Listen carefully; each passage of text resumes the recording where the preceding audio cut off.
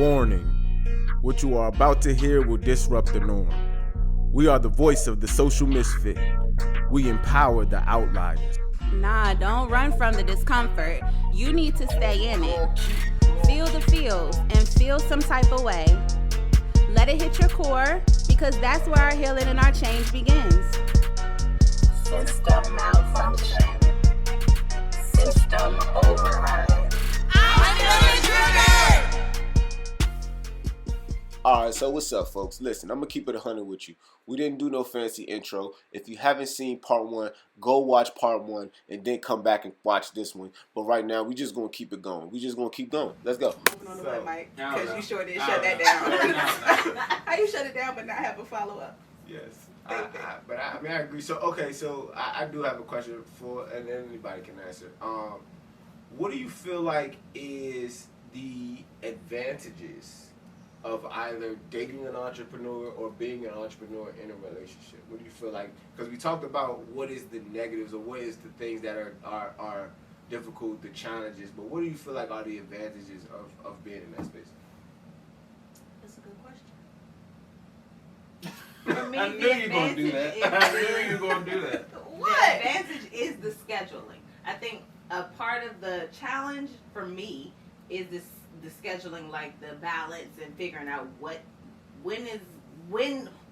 what is going to fall in what space, what time, and all of that stuff. But then at the same time, because you own your time for the most part, you don't have to clock in for a 9 to 5 or whatever. You own your own time, so then you can make time for whatever it is that you feel like you need. So I think time is the advantage and the challenge as well.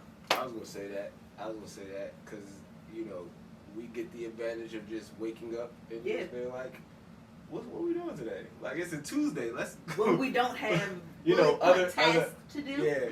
Because we kind of this to do. We got the rest of the day. Right. What you want to do today? Because we kind of I guess conjoin or kind of align our schedules based off of what we call when are you obligated to other people. Because I feel like a lot of the parts of entrepreneurship aren't necessarily you being, obligated to give your time and your attention and your energy to certain things, certain projects or people. For example, when I had to show up at iGrow, or I have to sign on for a shout. Like, these are things where this is a set time and a set place where I am obligated to be based off of me making this income. But the other things are task based. So that means that I can control when and where this gets done. So from that perspective, like she said, the time aspect is really cool because it could be a random Thursday or it could be a random Sunday. And when I think about I'm working on Sunday and then I got to get up and go to work tomorrow. Tomorrow is a task-based day. So I can start my day and my day when I see fit. So it doesn't have that same weight as, oh, if we're doing work-based things on Sunday, then therefore we're taking away a weekend day. You know what I'm saying? So it kind of, like she said, it adds to it's advantageous to be able to, like, my day might not start till 11. You know what I mean? So all before that, we just chilling. We may be watching our favorite podcasts or catch up on the show or just sit and do this, have conversation, go through our wellness world and talk about how our relationship is and how we feel for this week or what our plans are.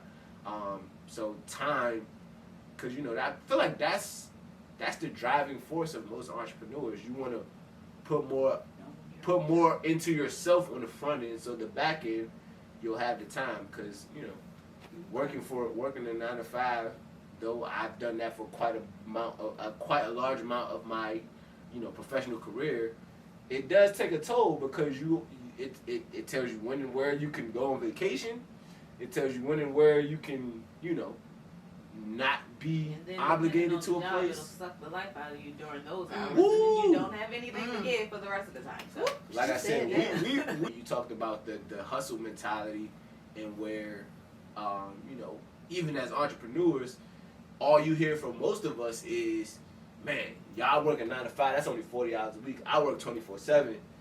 Yes, but I kind of changed that perspective. I don't do 24/7. I am 24/7. So as a business owner, I go to sleep, I'm still the owner of that business. That still clocks in at that 24/7. But do I have to actively be doing 24/7? No, not at all. Because if you're setting up a successful business, you should be aspiring to set up a business that works for you now. You know what I'm saying? That's the whole point of having to being your own boss. Yeah. Like, you are working, you don't have to be working, but your business is still making money. So I wanted to change that ideology from, as entrepreneurs, as business owners, we work 24/7 to, yes, I am 24/7, 365, a owner of a business. So does that mean that I can't put in a specific 9 to 5 schedule? Yes. But does that mean that from sun up Sunday morning or Monday morning to sundown Sunday, I'm going to be working and actively doing things for my business? Yes and no. I feel like it's a part of what, as Mike said with you, entrepreneurship is a part of your identity. It's not just a job. It's not just a aspect that you're picking up. It's a part of who you are. So who you are 24/7. So I feel like that little bit of verbiage, that change from I work 24/7 because I'm an entrepreneur to I am an entrepreneur 24 hours a day, 7 days a week, kind of changes the perspective of having to feel like you need to hustle for that entire time in order to be successful. I feel like, I mean, but you want to live the sloth too, so you kind of living on both sides too, Mike.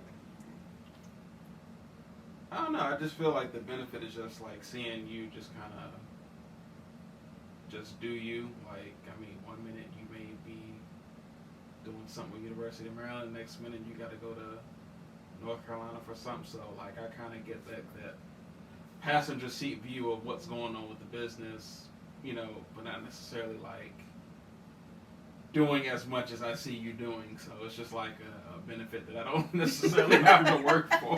That's cool. That makes a lot of sense. Absolutely. No, that's fact. That's real facts. That's real facts. For me, I was gonna say, was that all you? I mean, that's pretty much the gist of it. Just kind of, you know, just watching it grow. Like, you know, we got plants around the house. It's just like literally just waking up, just seeing like, oh, you know, grew another leaf. True. That's real life. For me, I think that benefit to being with somebody that's an entrepreneur is that mindset that's totally different than a person that's working a traditional 9 to 5 and trying to climb the corporate ladder or navigate the rat race. You have this fresh, innovative brain that's kind of constantly thinking. Like, I'm thinking, when I think about entrepreneurship, I kind of think about Neo in the Matrix, where we were all kind of working in this system, and then somehow, some way he woke up and he realized, wait, that was a system?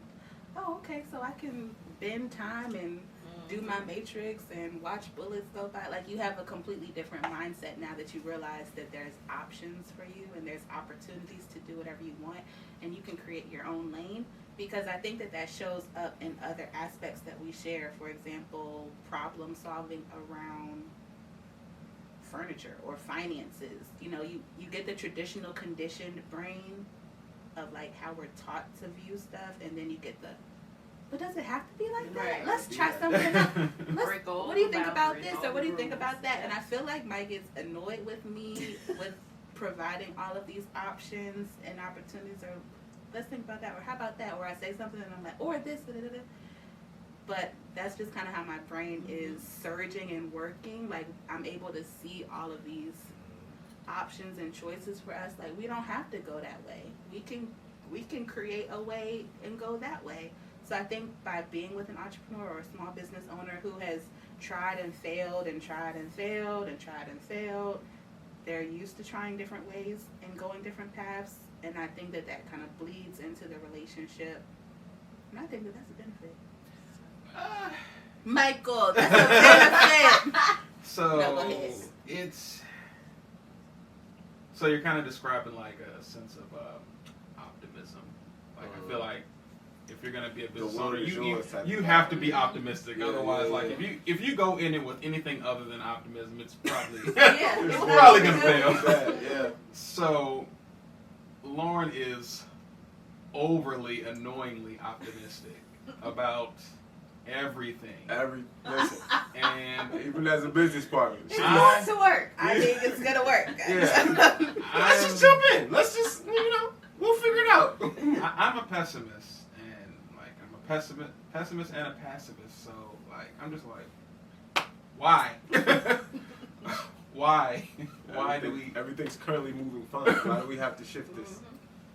Yeah, so like she's optimist to a fault. So like it's a good thing. Like don't get me wrong, but like there are times where I feel like I have to like tug on the kite. Like, hey, you're doing too much. This is not going to work, and let me sit you down and tell you why it's not going to work. And not so much that I just say no and like that's my final word, but like let me kind of help you get to that answer. Right. So let me, okay, you want to do that?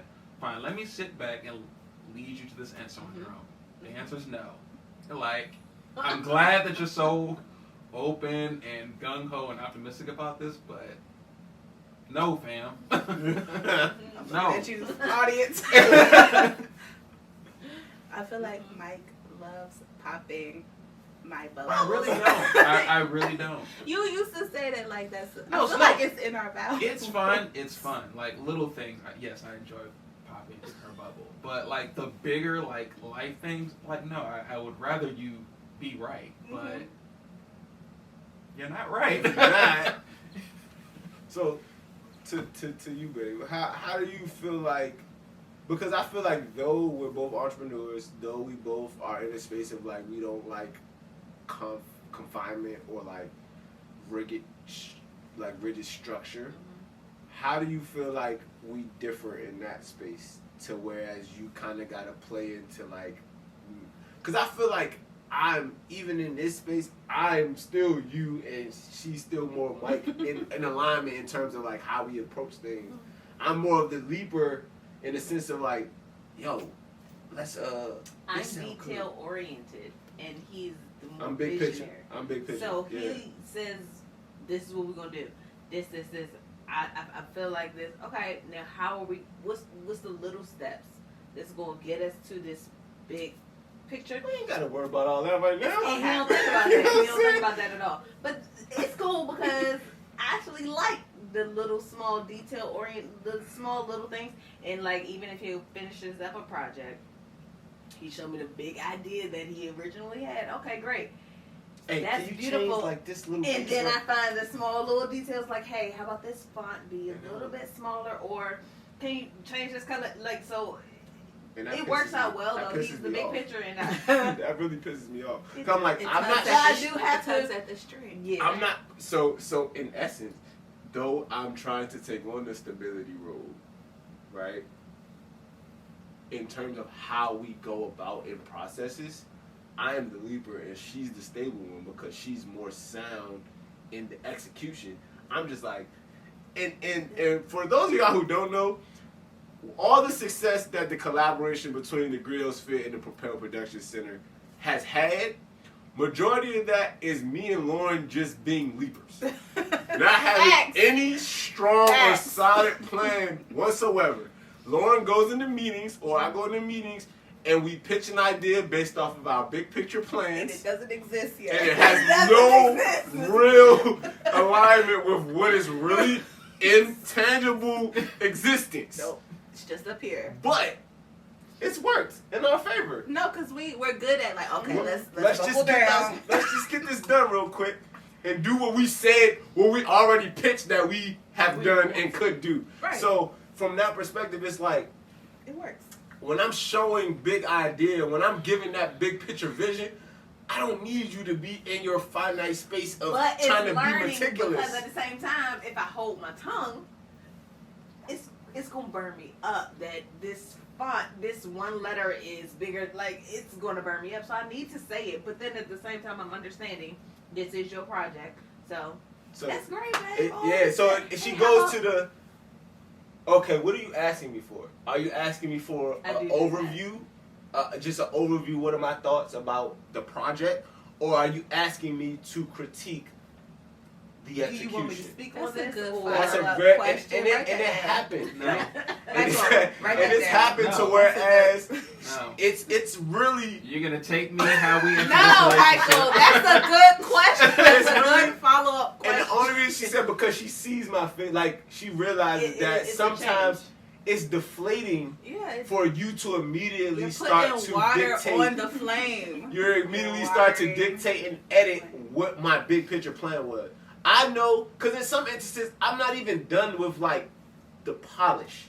I've created the structure. I've created the piece of furniture. I haven't gone back to polish it yet. I'm just asking you, what do you feel like is the basis of this structure? Do you feel like this piece of furniture is a But me solid piece? asking the clarifying question of What are you looking want for right to now? help. It I goes, and I okay. understand because I Oh, do the music. no, I just need, because I'm not finished yet. I've just put for example, of course, I'm in media, so I'm making a timeline for a video when I was doing a brew video. This is just a timeline. I haven't put the color grade on there yet. I haven't, placed the text or the music. I haven't meshed it. This is the structure. This is the blueprint. It's the demo. This is the demo. This is the and she asked. She said, "Okay, what are you asking for me right now? Are you asking for my opinion about where you're going with this? Mm-hmm. Now that you have made some tangible correlation to what your vision is, are you asking me, am I going in the right direction? That's what I'm asking. When I sell you something in the works, because as an artist, we sensitive about our shit. So most case scenarios, if I'm showing you something before it's complete and I'm ready to put it out, I'm just trying to get you as my partner, as understanding how my brain works, understand how the world works. I want your perspective on you're going in the right direction. Can I say something real quick? Go ahead. That reminds me so much so of having conversation with your partner, and you just need to vent about Facts. your day, and then they try to problem solve, and I'm like, I'm not here for that. I just wanted to vent, like I just need you as a sounding board, because I have something on my chest and I need to get out. I ain't asked for you to fix it now. Just be there so I Facts. can process. So I like the follow-up question because you're able to say, do you need like a supportive space? Or do you need help? Like, do you need problem solving? And then they're able to say, Nah, I just need to get this off my chest. I just need you to tell me that I'm going in the right direction. Like, That's all I need. I just need to. But what's even crazy about that is because on the flip side, and I feel like it does have some man to woman dynamic in it. Men, we are natural problem solvers. So when she approaches a problem, I have to kind of still be cognizant. It's like, yo, the same allotment that she gives you in terms of asking you what you're looking for in this situation, you got to still do the same thing, because in situations where she's presenting me something, I'm automatically you can just change this a little bit and this is going to work better. And she's like, bro, But we I didn't wasn't ask you for that. I wasn't Listen. asking you to be Right. a problem We solver. don't I'm want asking you to problem be a venting space, a Yes. safe space, It's a safe space. sounding board, and like I said, that little small nuanced thing could turn into something catastrophic, in certain case scenarios. But in most case scenarios, like I said, if you take the approach of just asking, like, what is it that you're looking for in this moment, it serves both of you, because now you're getting the gratification of, like, I helped in this situation, because you don't want to be a partner and feeling like you're adding turmoil, because we've gotten into, like, not arguments, but, like, tiffs based off of, like, yo, you out here ripping my dreams to shred when you was just trying to help, and in your head it's like, why you been so mad at me? I was just trying to help, and you came to me and asked me for my opinion.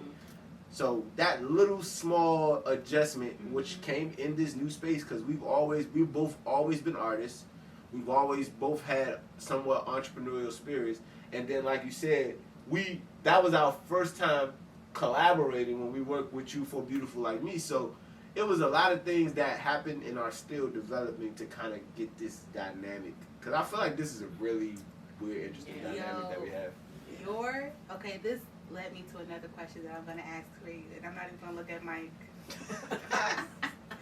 Okay, as entrepreneurs occupying similar spaces, do you have a designated place to work in your house or place? And what does that look like? Or do you float? And I'm just gonna look at you and I'm gonna look at you. So I And would do you love have a to have- preference? And then I can Preference, answer there it last. is. Preference is for me to have my own space. Yes, apart from him. But now, especially COVID 2020, whatever, we're all bam together. Now, it'll be great if we like I have my space, he has his space, but we're in the same space, like 2 desks facing each other, but at the same time I'm over here and he's over here. So if we need to connect, hey babe, look up. All right, and then we go back down. That'll be great for me. What we're doing right now, we're kind of sharing the same space, and it's been challenging. I was about to say, I don't lie to was me. about to lie. It worked. Don't lie It's been challenging because when his space is his, yeah, we work differently. So I like, the main difference is I like bright sunshine. I like windows. I like nature. I like to see all of this stuff and feel inspired.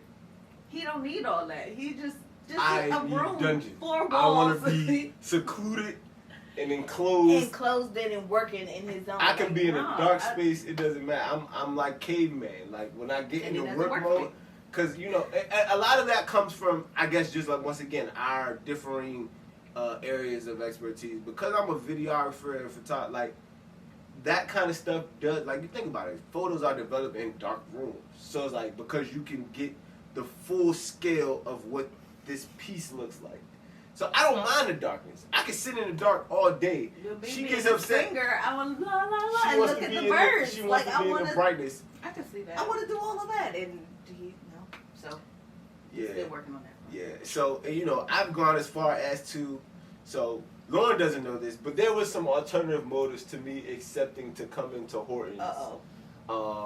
You know, in the beginning of the week when the Horton was going Now on, we get into it. because we were having conflicting some tiffs, some arguments about, you know, when we're both in the same space. Cause I'm in the den. I call the office my den, right? The den. It's the Griotsphere den, which is it's a dark space.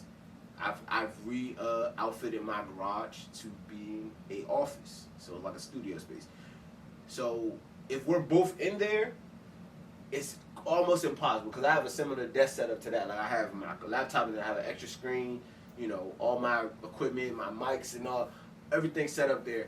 But if I'm working, you know, she can't work in that same space because she's most of the time creating music, so that involves quiet. So if I'm not being quiet, if I'm online teaching or whatever, it kind of almost conflicts. So I actually signed up to go to Hortons twice a week to give her time without me there trying to work in the space to try to alleviate that problem.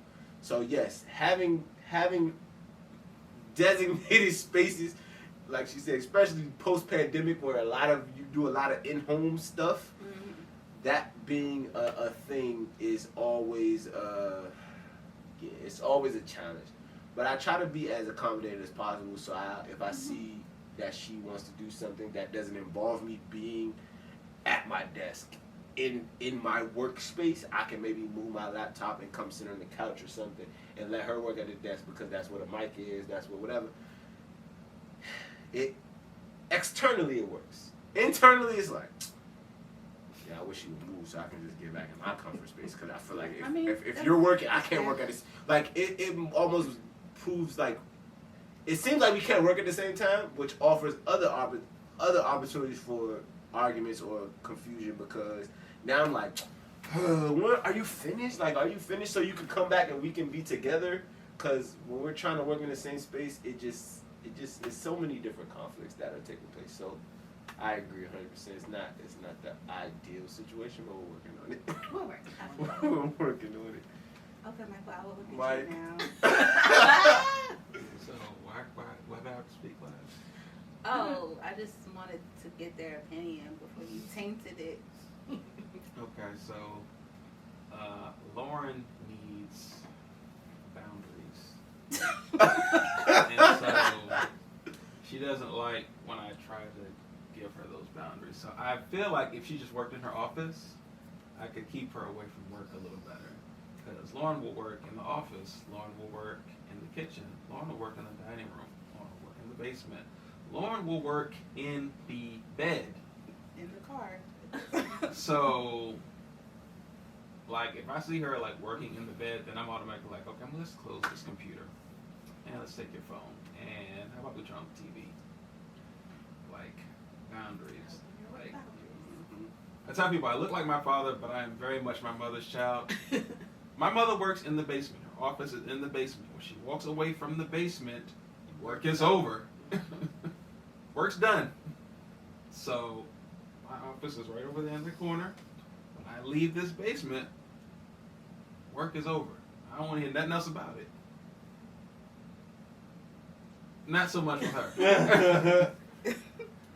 So for me, everything that Mike said is true. I can work anywhere, and I often do.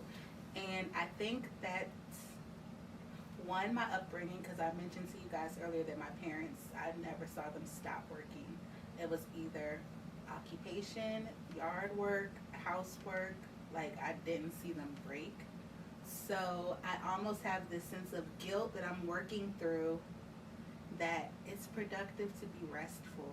Mike, being that you have more of a structured time for working because you have a regular job, do you find conflict in the idea of when you decide to start, when Lauren decides to start working as an entrepreneur, now you're done working and you want to be like, okay, now we can spend time together, but it's a conflict because you're done your work day, quote unquote, and she's still working. Has that ever been a thing?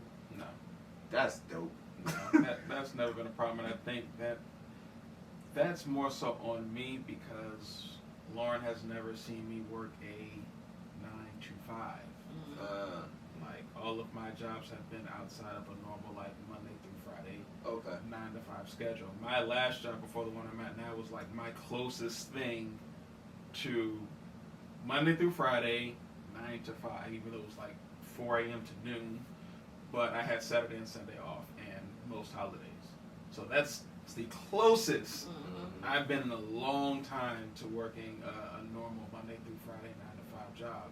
For the most part, I've worked non-traditional hours, worked whatever day, any given holiday, especially when I was like still as a reservist. Like, then, you know, there were times where I was gone completely. So we've just never had like that typical like down day or downtime. It's really, you off? Okay, I'm off too. Let's do something. Like, that's really how it's been a good portion of the relationship. So I will say that I try to tweak my schedule based off of the different jobs that Mike has. Like, for example, he's off on Sundays and Tuesdays, and my Tuesdays are normally inundated. Like, I'm trying to start to stack my days so I'm off other days, but Tuesday was a day that I stacked. So I'm trying to move a lot of my Tuesday stuff to Thursday so I can be off the same time that Mike is off, since he's only off on Tuesdays and Sundays, to try to work it out like that. But there has been times, like right now, he gets this lunch that's between like the hours of 6 and 7 or something like that. But this past week, I've had a lot of workshops at 6. So not every single day, but a lot of the time. Or I've had the Smash Room from 3 to 8, but his break is 6 to 7. So when I come home, he's working, so I pop down and wave. But that's kind of essentially the gist. And now he gets off later, and by that time I hit my next wave because I'm like a night owl as far as working, or I'm trying to not be, but I normally am. So when he gets off at 11ish, I'm in it. I'm like, oh, he's off, and there's this, like, I should probably stop, although I'm really in it, but I should probably stop. So I think it's more of an internal thing with me that hopefully it doesn't sound like it's really manifesting within our relationship, which is great. But I am trying to be a little bit more mindful of his structure, because he has structure, I don't have structure. I get to create my own schedule. So when I get that new schedule, I'm like, okay, so I need to block my Tuesdays starting like mid-August, which hopefully will work out, because I was at Horton's, you know, for Tuesday. But yeah, And the reason I asked that because that's where our conflict comes in, because we both have a self-serving like schedule. So it's like whatever it is. In most case scenarios, like I said, aside from the times where either of us are obligated to a place, most of the time is when we're choosing to start working. And that comes in conflict because, you know, sometimes I'm like, let's go ahead and get this done real quick and then just spend the rest of the time slothing. Because I feel like we both kind of have a sloth type of vibe. So when we're chilling, I don't want to be doing nothing else. Yeah. But the conflict comes in when we're choosing to Scheduling be that active chill. at different times. Which, we haven't actively tried to schedule things, but we passively tried to schedule thing where, all right, we're gonna make this time and this time to work, and and then we're gonna be chilling. That's kind of difficult when you're working with creatives because you can't tell yourself when you feeling inspired. And like So- I'm a night owl, so I'm feeling inspired at 11 o'clock at night, and he ready to chill and like just sloth, and I'm ready to work. I got this idea, and I need to get it out now. And then, like I said, Okay, but we having our time. All right, let me put this. and it, Just give me a second. Let me get this out real quick, but then it's like, but I took that time to get this. Once I get in it, now it's like a wrap. It's a now I'm wrap. going and going and going, and then it's like, oh yeah, but wait, we were supposed to have our time. All right, I'm done. All and right. then on top of that is, like I said, once again, because she's in music, a lot of her inspirations involve recording. Yeah. In the recording space, you have to be quiet. So not only if I'm in a space of wanting to chill and then she wants to work, I also am now a kid who now you're on quiet time until she's done. No, literally quiet time.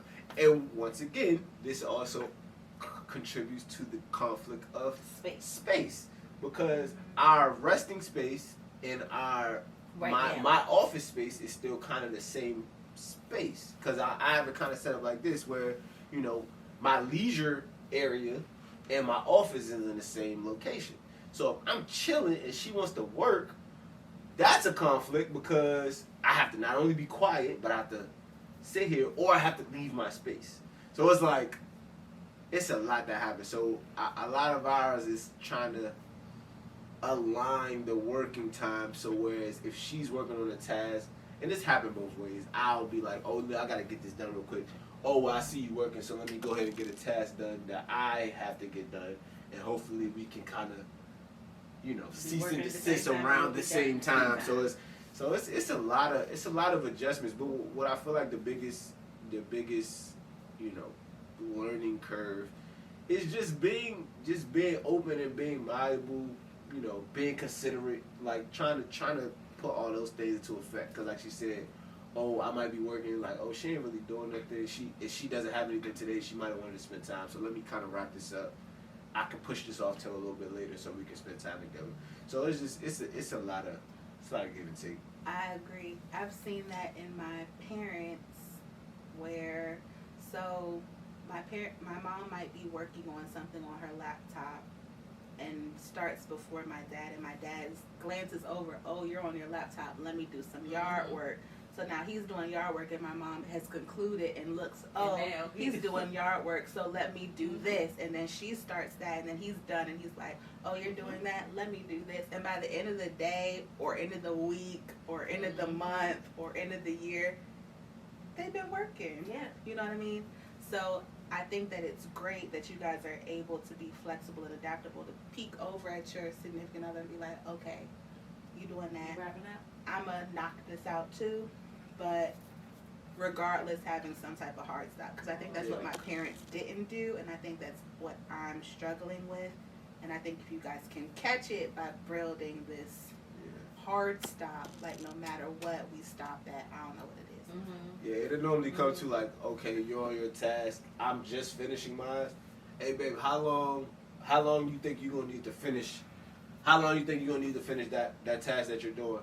Oh yeah, I'm wrapping up too. Okay, cool. So it like you said, it's all about just the communication of saying, okay, you almost done. All right, so I won't start something else. I'll just wait until you're finished, and then we'll move on like that. So yeah, man, it's it's a journey. It's It definitely is a journey. It's definitely a journey. It's a journey and it's a free falling one because you don't have a You boss to constantly tell learning you as you just when to hit start the and rock. when to stop. You create all the lanes, you create all the boundaries. A lot of the time you only create a boundary or a lane when you realize, you know what, this ain't working. I'm exhausted. I need to set something up. So it's a lot of the run. I'm tired. Let me set up a structure. Okay. Mitigate that. Run. Ooh, now it's this thing. Set a barrier. Okay. Mitigate that. Run. Your partner calls you out on something. Ooh, you right. Okay, that's a habit. All right, I'm gonna work on that. So you're really building your lane as you build your capacity, which is completely different than a traditional worker who's already in an existing structure of an organization or an entity where they've already done all that beta testing and developed these schedules, these job requirements, these structures, and you just fall into place. So it's completely different, but it sounds like we're way more than we were back in 2016 when we first all kind of linked up. Yes. So Which is awesome. Oh, and we linked up in. Well, we got married, so we locked it down. Okay. Okay, man. I was doing that bad. I was like, hey, that kind of all happened around the same time. I'm about to say 2016 was important to all of our lives. So I have this question for you guys. Like, being a quote-unquote millennial married couple, what do you see is the strongest, I don't know, whether it be challenges, whether it be just differences, being that you said you both said you saw, couples from a different time, a different era in time. Do you guys feel like there are any significant differences, significant challenges, or, advantages from being a millennial? Because I don't feel like we get enough of that conversation. Like, people who have gotten married of the millennial generation and are doing it actively, are putting in the work to making sure that their marriage is strong and successful. Do you guys feel like you have any tips of the trade, or anything that y'all have in the perspective of millennial married people? I see you scratching his eyebrows, so I'll go first. I would say yes. I think that gender roles are becoming a little bit more fluid compared to my parents and looking at us. There's a lot of things that Mike does that my dad probably wouldn't do. There's a lot of things that I might do that my mom wouldn't necessarily do. So I think what wives do versus what husbands do, it's kind of becoming partners. Like what partners do, how do partners support other partners? So I think that gender roles are changing. I think that communication is getting a little bit more fine-tuned. Thinking back on how my parents might address concerns, and now as a child, it's not like I'm gonna be in their conversation and know how they're handling stuff. But I do think that Mike and I have a more open, communicative, consistent conversation. We're not just talking when it's bad. Like, we're checking in with one another religiously. Like, that's just the norm, to have an open line of communication about literally anything, which I think is different. So the gender roles, the communication, also the bringing home the bacon looks a little bit different. I know that my parents would stick to a gig to get pension. They're if they get this job, they're going to be at that job 20, 30 years, however many years. With us, with millennials, I feel like we bounce around, and if it don't sit right with our spirit, we about to be on to the next. Like, thinking about my parents' resume versus our resume. Way more expensive. we have so many more jobs, but I think that's terrible.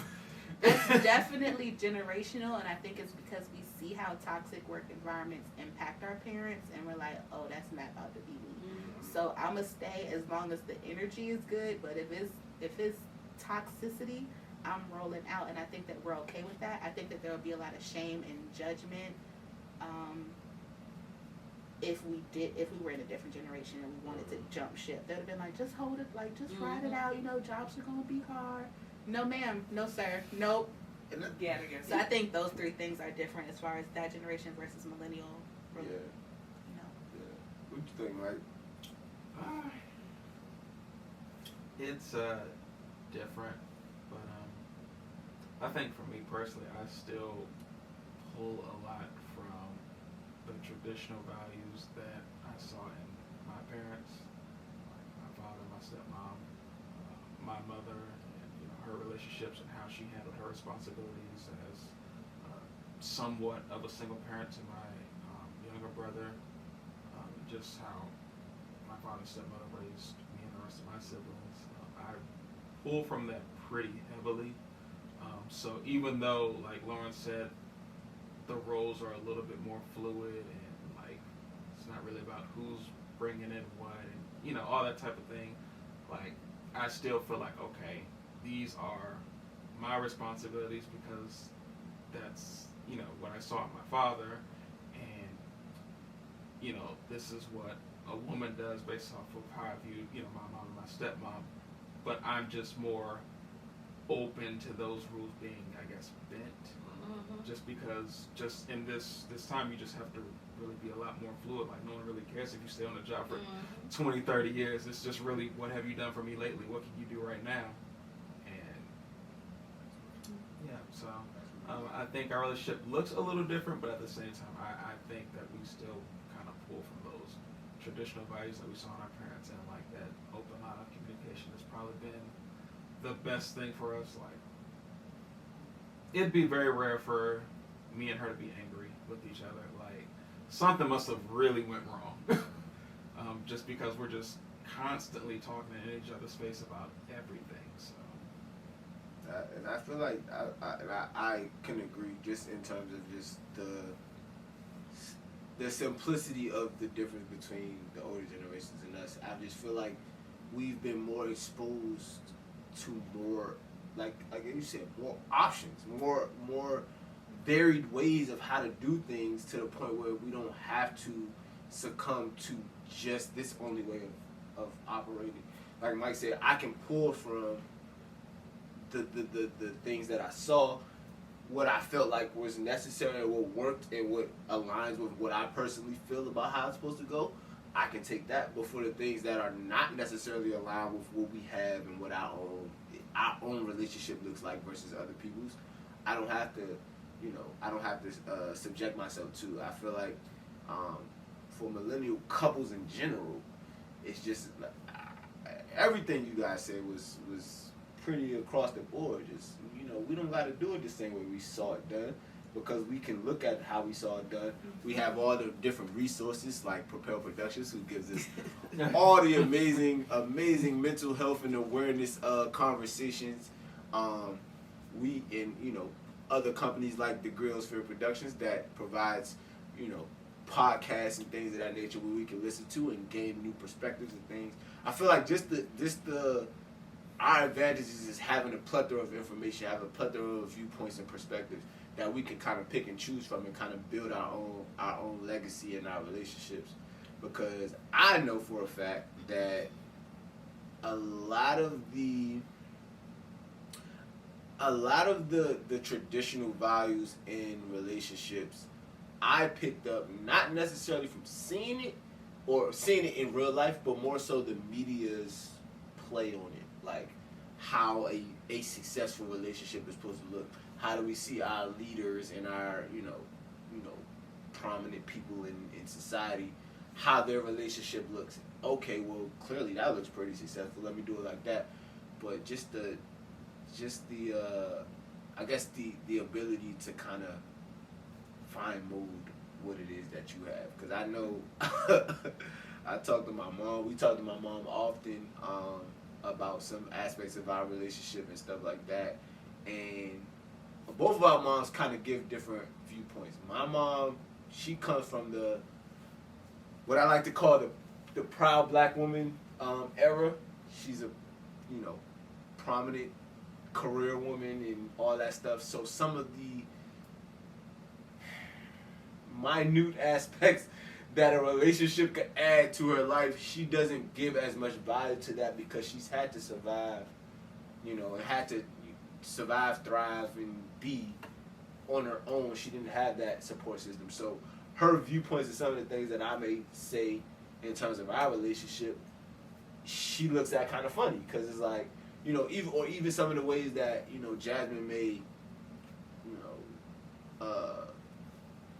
look at me for an answer to something, or we might confide in each other or refer to each other in certain aspects. She's like, girl, you got your own time. You can say what you want to say. And it's like, you know, but once again, because we've been able to see the plethora of perspectives, Jasmine could look at that and goes like, I mean, that's understandable, because whereas her mom, she's like, I care not to comment as much on you guys as a relationship.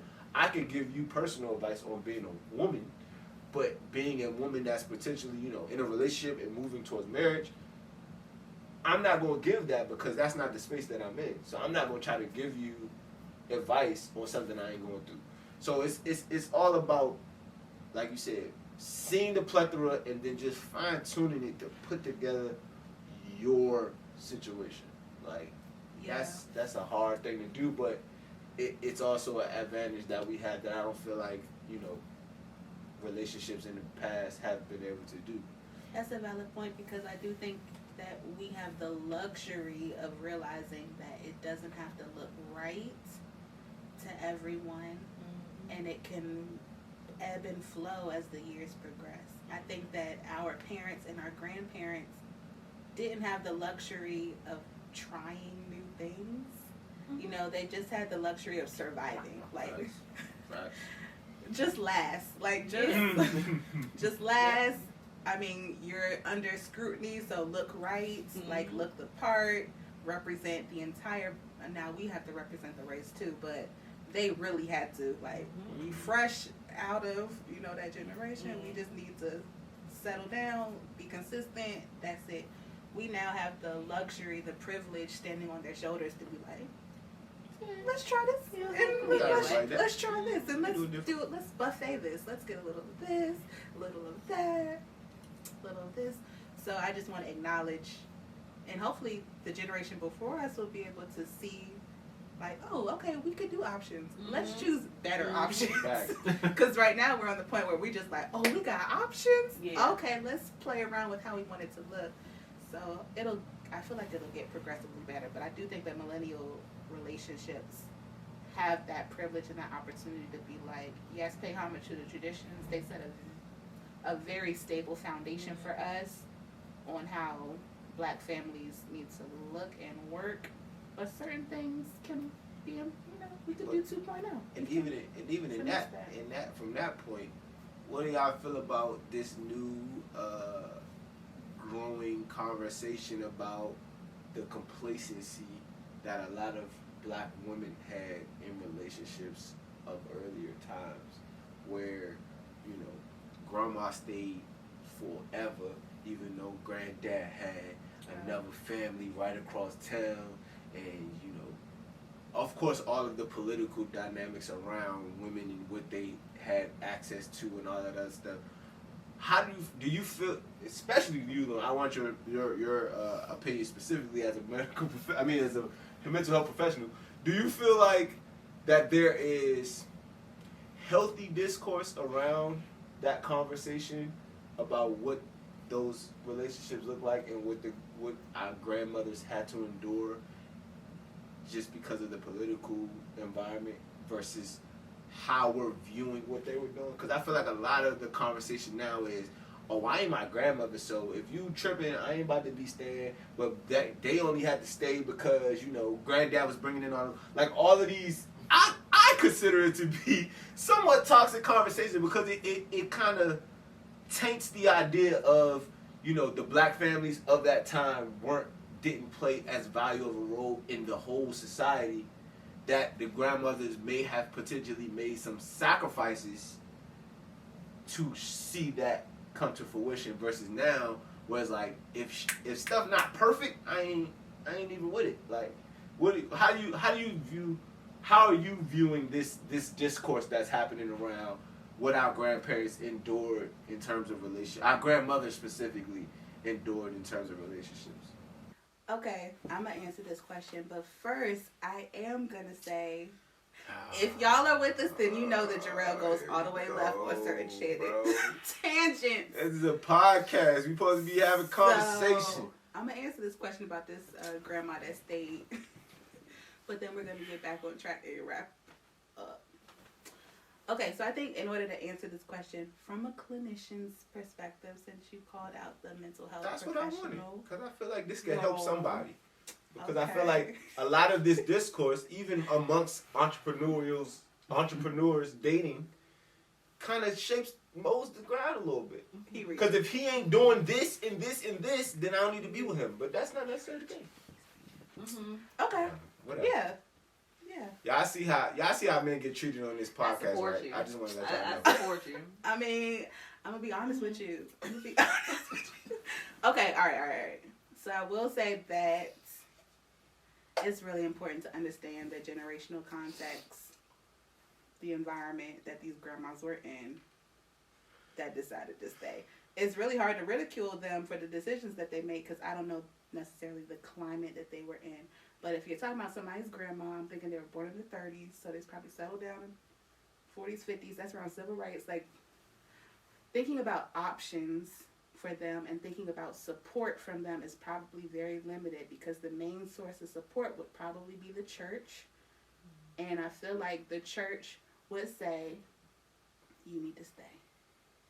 So, not like going against what the church said or going against what your grandmother said or just being grateful that you have a husband that still comes back home although they're lollygagging is better than the previous generation of being ripped away from the spouse. So it's a totally different headspace to be in because she's probably has 9 to 11 kids because that's the generation that was farming, so cranking out.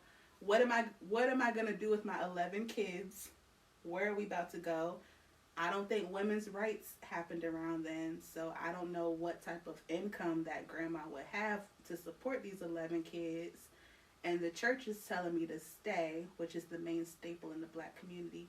So, of course, now we have privilege and we have options and we're flexible and we can check the deuces like it's nothing. But back in the day, let's be a little graceful.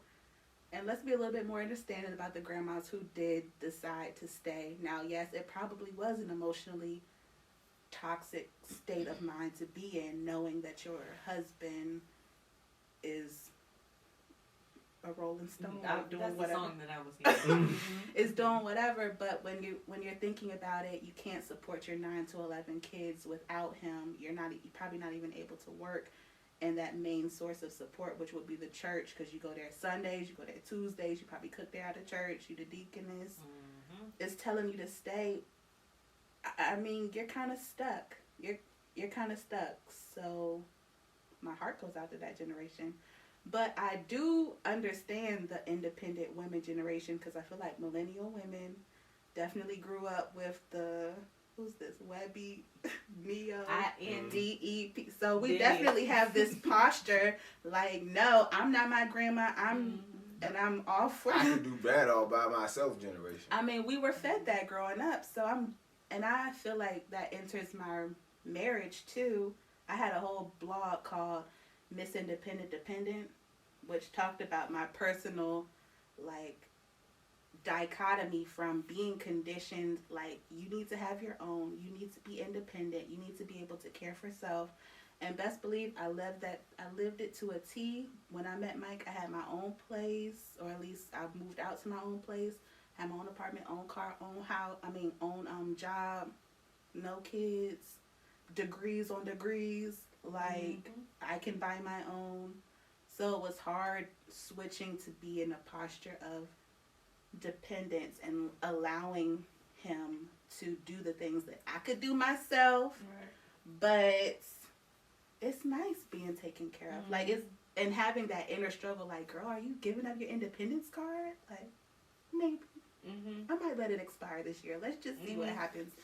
But it's just, I feel like women, especially this generation, and Jasmine, you could jump in with this too. It's this mental struggle where your grandma, your mama, all of social media is telling you need to have it, so you work so hard to have it, but then in order to be married, you can't have it. Work together. Like, I remember painstakingly clear when Mike and I were taking a trip and we got to the airport and I'm getting my ID out, like my passport out, and the check-in didn't even ask for my stuff. Like, all the tickets, everything was under, like, he gave him his ID, and that was that. And I'm like, You don't exist. It's him. Mm-hmm. you gonna look at this passport. You gonna make It's sure my this name. is, you gonna make sure this is me. Like, I feel like as a woman, an independent woman, you give up so much of your identity and your independence to be married. Now that I am in this relationship and I'm comfortable, and I think trust has a lot to do with it, because I trust that he's got me, so much so that I don't have to stress about the logistics. If he wants to book a trip and he want to check us in and I can sit and get my drink, okay. But that was a huge upward battle, thinking about grandma all the way up until now, to be like, you got it, but there's someone else out there who's got you too.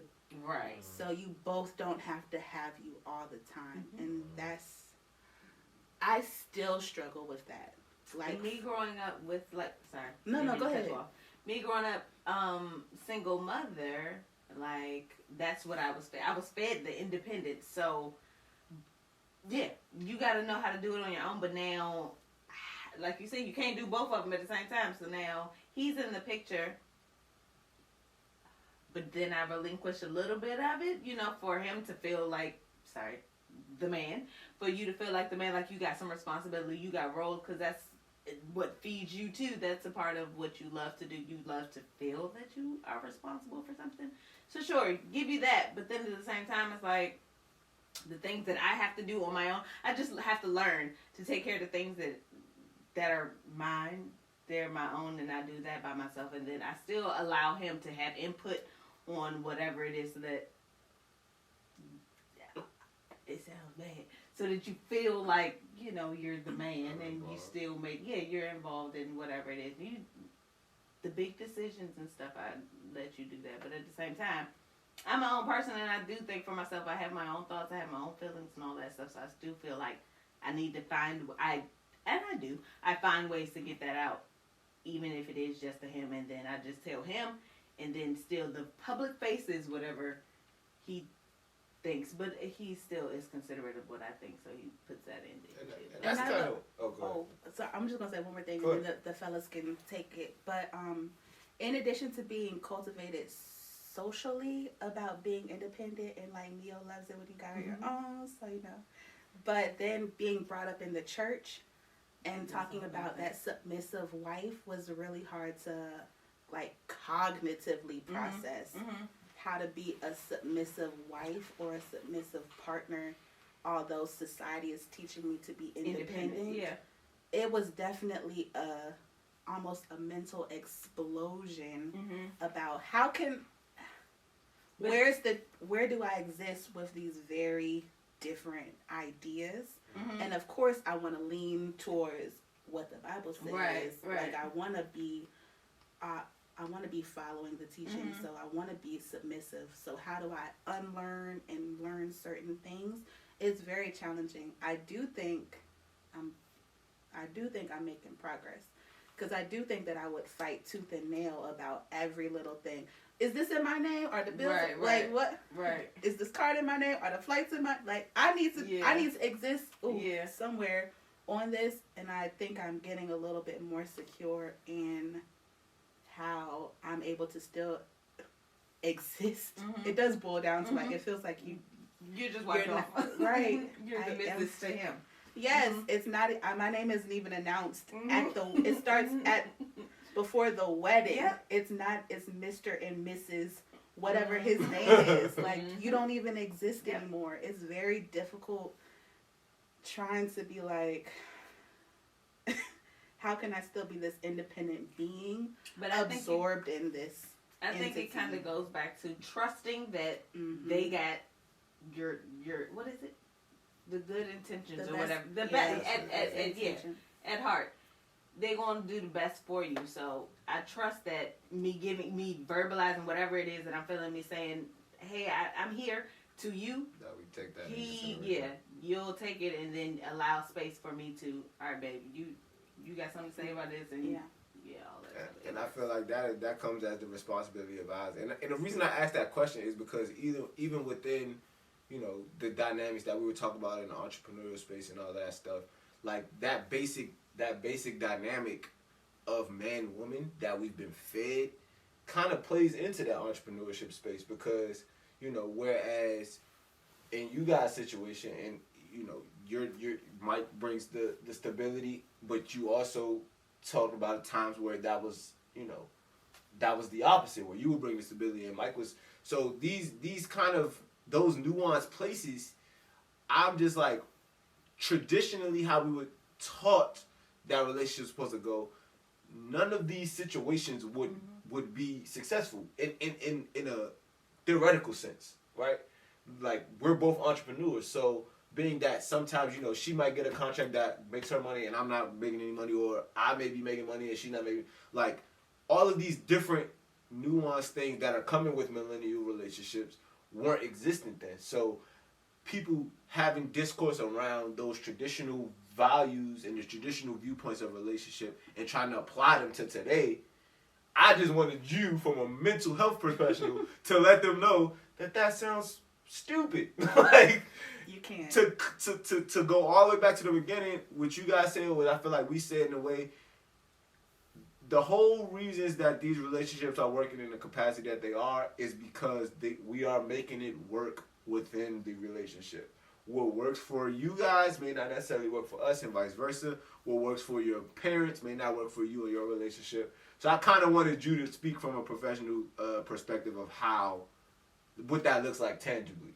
So in full circle, I wasn't asking the question, ladies and gentlemen, just to extend the conversation, but to kind of bring it to he does come back, y'all. To bring it to a whole summation. I will say he comes back. To say, whether you both are entrepreneurs, whether you both just hardworking in your 9-to-5s, whether you both are creatives, whether you're both logistical, whatever the case may be, you have to find the formula of relationship that works for you specifically.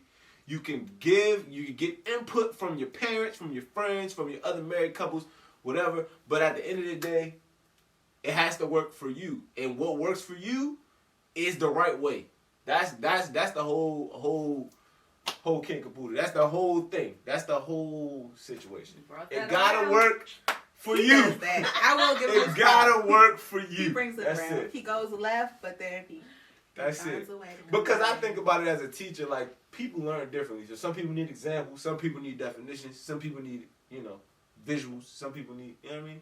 So sometimes I gotta take the scenic route to make the same point that I was gonna make, which is everybody can conclude, guys, ladies and gentlemen, everybody can conclude your relationship is your relationship, and what the structure that you need to make that work is completely up to you and your partner, and nobody else can have anything to say. And if they have something negative to say, if they're having any negative input about what's working for y'all, then obviously they ain't for y'all.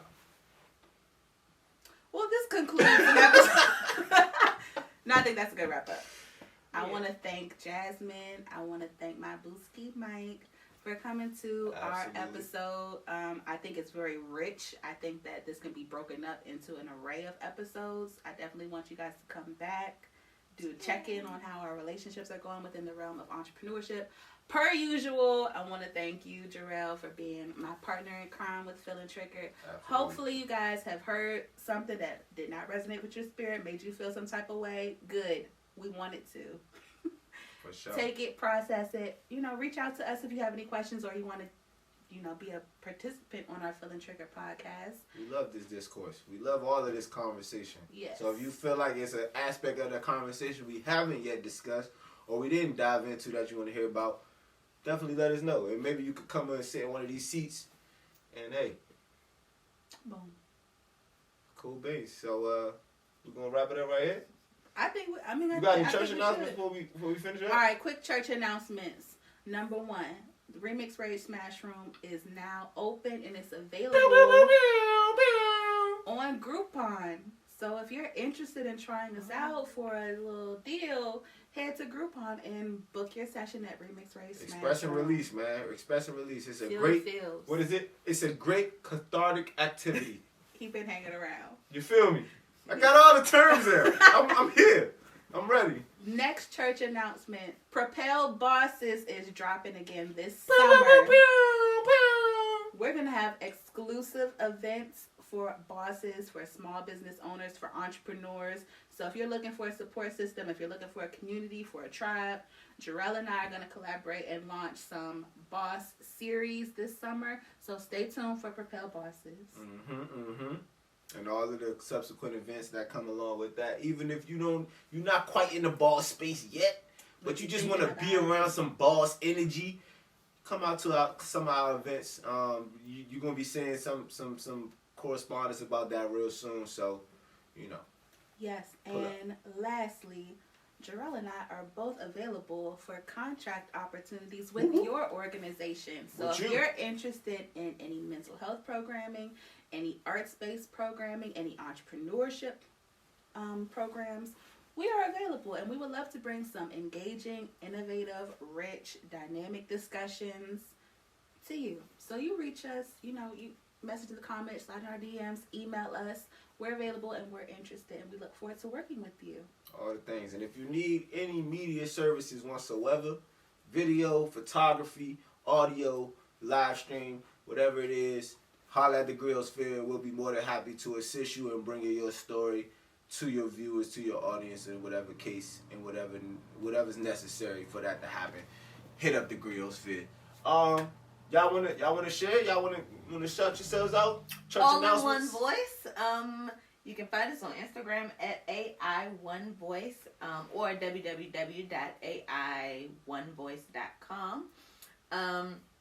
Schedule some vocal coaching, some vocal lessons. If you want me to come and help your choir out, do ensemble training, do individual one-on-one training, just let me know. Production, studio work, you got some songs you want to record, you need some vocals, some backgrounds. I'm your girl. Hit me up. Follow at Live the Sloth. We've got some nice self-care products for stuff that does not involve working. So yeah, if you're just looking for some items to help you relax, chill out, then follow at Live the Sloth on Instagram. And I think that concludes our church announcement. Sounds good. So until next time, until next month, and who knows, y'all might get a couple of episodes out of this. So we don't know. But this was good. First live taping. I know. We straight. Post-COVID. Right. Y'all be blessed. Blessings and favor.